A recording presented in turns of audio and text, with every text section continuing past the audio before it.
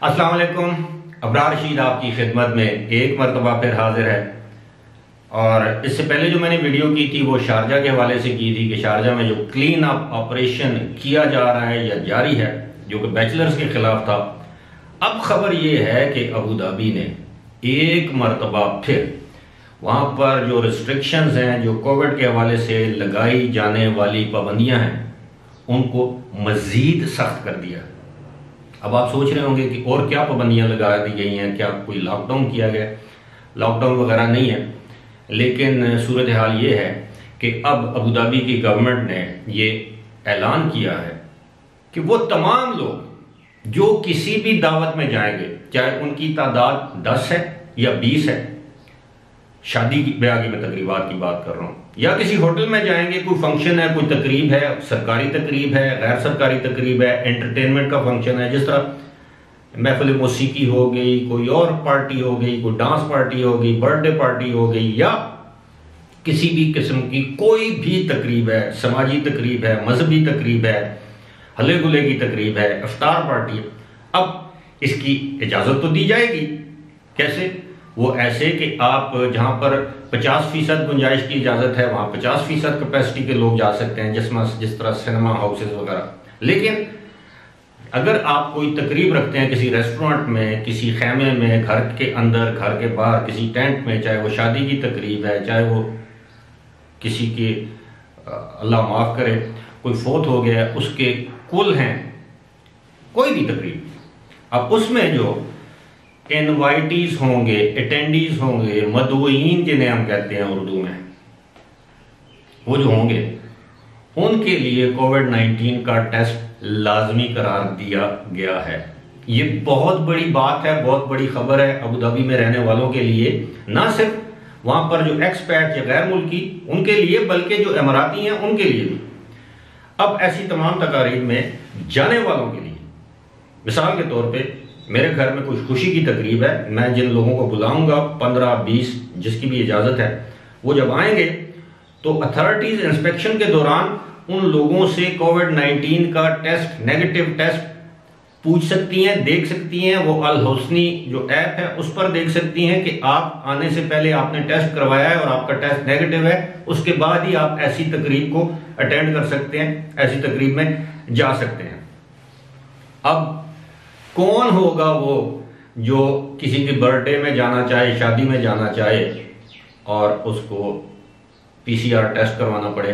पहले तो आप जिस जगह शादी पे जाएंगे आपको कुछ देना पड़ेगा, उसके बाद मेल जोल, वैसे भी इंसान आजकल उससे गुरेज करता है, ये गुरेज करने की कोशिश करता है। दूसरी बात ये है आप जाएंगे तो आपको 150 या जो भी पीसीआर टेस्ट की फीस है आपको वो अदा करना पड़ेगी। और यही नहीं बल्कि इन तकारीब में, इन तकरीबात में जो लोग केटरिंग करेंगे, जो ये तकरीबात अरेंज कर रहे हैं, ये जो वेटर्स वगैरह होते हैं, जो केटरिंग वाले जो स्टाफ होता है, उनके लिए भी ये जरूरी करार दिया गया है कि वो उनके पास हर हफ्ते के बाद 7 दिन के बाद नया पीसीआर टेस्ट का नेगेटिव सर्टिफिकेट होना जरूरी है। अब आप अंदाजा करें, हफ्ते के बाद अगर कवाना महीने में 4 हफ्ते होते हैं, तो रफली अगर आप इसको ज़रब दें 150 के साथ, जो पीसीआर टेस्ट की जो मैं एवरेज फीस आपको बता रहा हूं, तो आप अंदाजा करें कि ये तकरीबन 600 दरम महीने के बन जाते हैं। और ये भी बताया गया है कि ज़रूरी नहीं कि आप जिस रेस्टोरेंट में, होटल में काम कर रहे हैं तो वही आपका ये खर्चा बर्दाश्त करे, और अगर आपने वैक्सीन नहीं लगवा रखी तो ये खर्चा आपको अपनी जेब से अदा करना पड़ेगा। यानी वो मालिक जो है उस रेस्टोरेंट का, वो जो कंपनी है, वो बाउंड नहीं है कि वो आपके टेस्ट की फीस दे हर हफ्ते। तो जिस बंदे की तनख्वाह 1200-1800 दरम होगी, 2000 दरम भी हो, उसमें से तो 600 दरम तो वैसे ही टेस्ट की मद में चले जाएंगे। तो ये इस सारी जो चीज़ है, ये आपके सामने एक्सप्लेन करने का मकसद ये है कि अबू धाबी ने पहले भी, अगर आपको याद हो, गुज़श्ता साल अप्रैल से लेकर 24 दिसंबर तक लॉकडाउन, अबू धाबी में लॉकडाउन था। अब महीने आप गिन लें, 24 दिसंबर को उन्होंने टूरिस्ट के लिए अबू धाबी को खोला और जनवरी के आखिर में उन्होंने दोबारा एक किस्म का वो लॉकडाउन ही समझ लें, रिस्ट्रिक्शंस आयद कर दी। अब अबू धाबी जाने के लिए आपको PCR टेस्ट, चौथे दिन दूसरा PCR टेस्ट, 12वें दिन तीसरा PCR टेस्ट। अगर आप पाकिस्तान या इंडिया से Abu Dhabi as a traveller जाते हैं तो टेस्ट करवाने के बाद आपको इंतज़ार करना पड़ेगा 14 दिन का क्वारंटीन उनके लिए, वहाँ की अथॉरिटीज़ के लिए, वहाँ जाने वालों के लिए ज़रूरी। साथ ही साथ मुख्तलिफ ममालिक पर उन्होंने पाबंदियाँ आयद कर रखी हैं। बहुत से ममालिक हैं जहाँ की फ़्लाइट्स, जहाँ से पैसेंजर्स को वहाँ पर आने नहीं देते सिवाय अमाराती शहरियों के, और उनके लिए भी 1 हफ्ता आइसोलेशन में रहना, क्वारंटीन में रहना लाजमी करार दिया गया है। ये सारे मामलात जो हैं, मैं ज़ाती तौर पर यह समझता हूँ कि अगर आप एक मरतबा कड़वा घूंट पी लें तो यकीनन आप इस वबा पर काबू पा सकते हैं। दुनिया के बहुत से ममालिक की मिसालें हमारे सामने हैं जिन्होंने शुरू में इस तरह के हिफाजती इक़दाम किए, वहाँ की सूरत हाल निस्बतन बेहतर है। लेकिन जिन ममालिक ने अपनी सरहदें, अपने एयरपोर्ट्स, अपनी बंदरगाहें सियाहत के लिए या बाकी फ़्लाइट्स के लिए खोली हैं, वहाँ पर यह वबा अब सुनने में आ रहा है कि इसकी तीसरी लहर जन्म ले रही है। यूरोप ने एक मरतबा फिर नई पाबंदियों का ऐलान कर दिया है।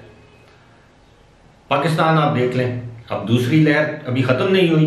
अभी माहिरीन कह रहे हैं कि जी पाकिस्तान को तीसरी लहर का सामना करना पड़ सकता है रमज़ान के महीने में।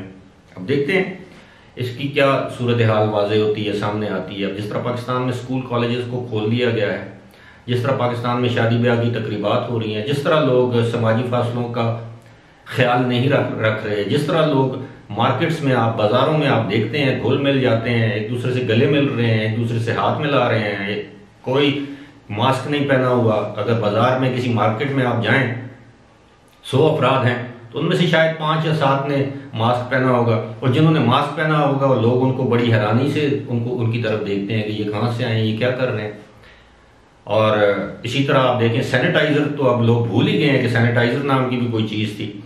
ये सारी चीज़ें जो हैं, ये अब आप कह रहे होंगे कि वीडियो तवील हो रही है, मैं इसको वाइंड अप करता हूँ ये कहते हुए कि अभी आप यूएई में अंदाज़ा करें, यूएई में जिस रियासत ने अपने कवानीन कोविड के हवाले से हिफाजती तदाबीर, इक़दामात सख्त कर रखे हैं, वहाँ पर कोविड के केसेस ना होने के बराबर हैं। लेकिन जिन जिन रियासतों ने ढील दी हुई है, वहाँ पर केसेस रोज़ाना की तादाद में, अब वहाँ की government state by state, emirate by emirate, city by city एदाद-ओ-शुमार जारी नहीं करती।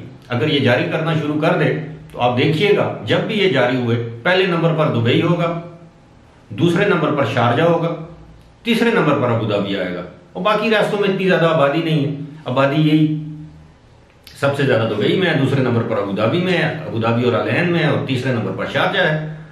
लेकिन इसके बावजूद वहाँ की हुकूमतों की कोशिश है, पहले स्कूल खोल देते हैं, फिर बंद कर देते हैं, कभी ऑनलाइन कर देते हैं, कभी इन पर्सन कर देते हैं। लिहाजा कन्फ्यूजन तो पाई जाती है उन लोगों में। लेकिन बात वही है कि अबू धाबी वाले जो हैं, वो ऐसे लगता है कि उन्होंने जो पाबंदियाँ हैं उनको उस वक्त तक ख़त्म नहीं करना जब तक यूएई से बिलउमूम और अबू धाबी से बिलखुसूस वायरस का मुकम्मल तौर पर खात्मा नहीं कर दिया जाता। एक वक्त ऐसा भी था गुज़श्ता साल नवंबर के महीने में, जब वहाँ की अथॉरिटीज़ कहती थी कि वहाँ के अस्पतालों में जो कोविड के जो केसेस हैं वो ना होने के बराबर हैं, और उसकी बड़ी वजह वही थी, हिफाजती तदाबीर और पाबंदियाँ। वही बात, वीडियो लंबी हो रही है, फिलहाल इसी के साथ मुझे दीजिए इजाज़त। खुदा हाफिज़।